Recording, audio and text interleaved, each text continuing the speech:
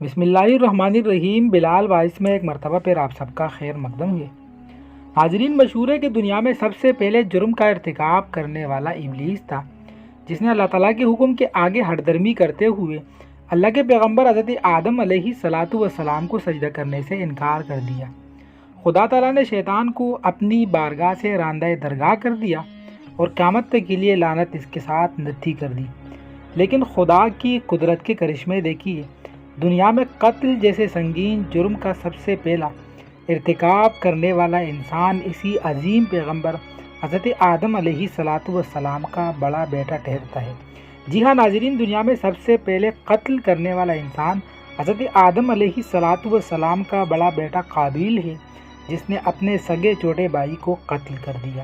حضرت آدم علیہ السلام کے بڑے بیٹے قابیل نے اپنے چھوٹے بھائی حابیل کو کیوں قتل کیا؟ قتل کرنے کے بعد قابیل پھر کس طرح لاش کو کندھے پر لیے پشیمان اور نادم گھومتا رہا؟ کس پرندے نے اس کو لاش دفنانے کا طریقہ سکھایا؟ اور دنیا کے اس پہلے ظالم قاتل کا کیا عبرتناک انجام ہوا؟ اور آج تک ناحق قتل کرنے والے انسانوں کا گناہ کیوں کر قابیل کے نامہ اعمال میں لکھا جاتا ہے؟ آدم علیہ السلام کے اس بیٹے قابیل کی نسل پھر کب تک چلی؟ آج کی اس ویڈیو میں ان تمام باتوں کو مستند حقائق کی روشنی میں پیش کرنے کی کوشش کریں گے، لیکن آپ سے درخواست ہے کہ اس ویڈیو کو مکمل دیکھیے گا۔ ناظرین، قرآن کریم کے سورہ مائدہ میں اللہ تعالیٰ نے حضرت آدم علیہ السلام کے دونوں بیٹوں کا تذکرہ کیا ہے۔ قرآن کریم میں اللہ تعالیٰ نے یہ بات بھی بیان کی ہے کہ حضرت آدم علیہ السلام کے ایک بیٹے نے دوسرے کو قتل کیا۔ قرآن کریم میں ان دونوں کے قربانی کرنے کا واقعہ بھی ہے، مگر زیادہ تفصیلات تاریخ میں ہے۔ تاریخ کے علماء کا بیان ہے کہ حضرت حوا رضی اللہ تعالیٰ عنہ کے ہر حمل میں ایک لڑکا اور ایک لڑکی پیدا ہوتے تھے، اور ایک حمل کے لڑکے کا دوسرے حمل کی لڑکی کے ساتھ نکاح کیا جاتا تھا۔ اور چونکہ انسان اس وقت صرف حضرت آدم علیہ السلام کے اولاد میں منحصر تھے، اس کے علاوہ زمین پر کوئی انسان نہیں تھے، تو آپس میں نکاح کرنے کے علاوہ کوئی اور صورت ہی نہ تھی۔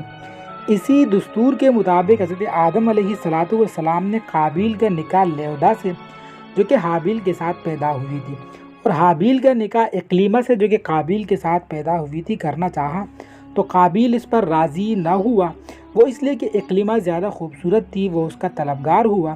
تو حضرت آدم علیہ السلام نے ان سے فرمایا کہ وہ تیرے ساتھ پیدا ہوئی ہے، وہ تیری بہن ہے، اس کے ساتھ تیرا نکاح حلال نہیں ہے۔ قابیل نے آگے سے جواب دیا، یہ تو آپ کی رائے ہے، اللہ نے یہ حکم نہیں دیا ہے۔ اس کے بعد آپ علیہ السلام نے ان سے فرمایا کہ تم ایسا کرو، تم دونوں قربانیاں لاؤ، جس کی قربانی مقبول ہو جائے وہی اقلیمہ کا حقدار ہوا۔ اس زمانے میں جو قربانی مقبول ہوتی تھی، آسمان سے ایک آگ اتر کر اس کو کھا لیا کرتی تھی۔ قابیل نے ایک انبار گندم اور حابیل نے ایک بکری قربانی کے لیے پیش کی۔ آسمانی آگ نے حابیل کے قربانی کو لے لیا اور قابیل کے گندم کو چھوڑ دیا۔ اس پر قابیل کے دل میں بہت بغض و حسد پیدا ہوا اور انہوں نے اپنے بھائی کو قتل کرنے کا ارادہ کیا۔ قابیل نے حابیل سے کہا، میں تجھے قتل کروں گا۔ تو حابیل نے پوچھا، کیوں قتل کریں گے؟ قابیل نے آگے سے جواب دیا، اس لیے کہ تیری قربانی مقبول ہوئی ہے اور میری مقبول نہیں ہوئی ہے، اور تو اقلیمہ کا مستحق بھی ٹھہرا، اور یہ میری ذلت ہے۔ جس پر حابیل نے جواب دیا کہ اللہ تعالیٰ صرف ڈرنے والوں کی قربانی قبول فرماتا ہے۔ حابیل کے اس مقولے کا مطلب یہ تھا کہ قربانی کو قبول کرنا اللہ تعالیٰ کا کام ہے، وہ متقی لوگوں کی قربانی قبول فرماتا ہے۔ تو متقی ہوتا تو تیری قربانی مقبول ہوتی، اس میں میرا کیا قصور ہے؟ اگر تو مجھے قتل کرنے کے لیے میری طرف اپنا ہاتھ بڑھائے گا تو میں تجھے قتل کرنے کے لیے اپنا ہاتھ تیری طرف نہیں بڑھاؤں گا، کیونکہ میں نہیں چاہتا کہ میری طرف سے ابتدا ہو، حالانکہ میں تجھ سے قوی اور توانا ہوں۔ یہ صرف اس لیے کہ میں اللہ عز و جل سے ڈرتا ہوں، اور میں یہ چاہتا ہوں کہ میرا یعنی میرے قتل کرنے کا گناہ اور تیرا گناہ یعنی جو اس سے پہلے تو نے کیا، والد کی نافرمانی کی، حسد اور بغض کیا، اور خدا تعالیٰ کے فیصلے کو بھی نہ مانا، یہ سارے گناہ تیرے اوپر ہی پڑ جائے اور تو دوزخی ہو جائے۔ قابیل تمام گفتگو کے بعد بھی حابیل کو قتل کرنے کے ارادے پر ڈٹا۔ قابیل کی قسمت میں شاید ازل کی بدبختی لکھ دی گئی تھی۔ اس تمام گفتگو کے بعد بھی وہ اپنے اس ناپاک ارادے سے باز نہیں آیا، اور انہوں نے اپنے آپ کو حابیل کے قتل پر راضی کر لیا۔ چنانچہ قابیل نے حابیل کو کسی طریقے سے قتل کر دیا، لیکن قتل کرنے کے بعد پھر وہ پریشان ہوا کہ اس لاش کو کیا کرے، کیونکہ اس وقت تک کوئی انسان زمین پر مرا ہی نہیں تھا۔ بڑی مدت تک وہ لاش کو اپنی پشت پر لادے پھرتا رہا۔ پھر جب اسے لاش چھپانے کا کوئی طریقہ سمجھ نہ آیا تو اللہ تعالیٰ نے ایک کوہ بھیجا جو زمین کو کھرید رہا تھا۔ چنانچہ یوں ہوا کہ دو کوے آپس میں لڑ پڑے، ان میں سے ایک نے دوسرے کو مار ڈالا۔ پھر زندہ کوے نے اپنی چونچ اور پنجوں میں سے زمین کو کھرید کر گڑھا کھودا، اس میں مرے ہوئے کوے کو ڈال کر مٹی سے دبا دیا۔ یہ دیکھ کر قابیل کو معلوم ہوا کہ مردے کی لاش کو دفن کرنا چاہیے، چنانچہ اس نے زمین کھود کر اپنے بھائی کو دفن کر دیا۔ ناظرین، قرآن کریم میں اللہ تعالیٰ نے اس واقعے کو کچھ یوں بیان کیا ہے: تو اس کے نفس نے اسے اپنے بھائی کے قتل پر راضی کر لیا تو اس نے اسے قتل کر دیا، پھر وہ نقصان اٹھانے والوں میں سے ہو گیا۔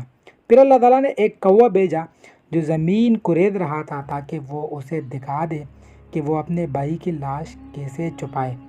کوے کا واقعہ دیکھ کر قابیل نے کہا، ہائے افسوس، میں اس کوے جیسا بھی نہ ہو سکا کہ اپنے بھائی کی لاش چھپا لیتا تو وہ پچھتانے والوں میں سے ہو گیا۔ ناظرین، یہ واقعہ بہت سی عبرتوں و نصیحتوں پر مشتمل ہے۔ ایک اہم بات جو اس واقعے سے معلوم ہوتی ہے وہ یہ ہے کہ حسد بہت بڑا جرم اور بہت بڑا گناہ ہے جو کہ بہت سے جرائم اور گناہوں کو سر انجام دیتا ہے۔ حضرت عبداللہ ابن مسعود رضی اللہ تعالیٰ عنہ اللہ کے رسول صلی اللہ علیہ وسلم سے روایت کرتے ہیں، آپ نے ارشاد فرمایا، جو شخص بھی ظلماً قتل کر دیا جاتا ہے اس کے قتل کے گناہ کا ایک حصہ آدم علیہ السلام کے پہلے بیٹے کو بھی جاتا ہے، کیونکہ قتل ناحق کی روایت تو اسی نے ڈالی تھی۔ ناظرین، بعض اسرائیلی روایات میں آتا ہے کہ قابیل کا انجام بڑا دردناک ہوا تھا۔ اس قتل کرنے کے بعد آدم علیہ السلام نے انہیں اپنے پاس سے دور کر دیا اور پھر شیطان لعین نے اس کو آگ کی عبادت میں لگا کر مشرک بنا دیا تھا۔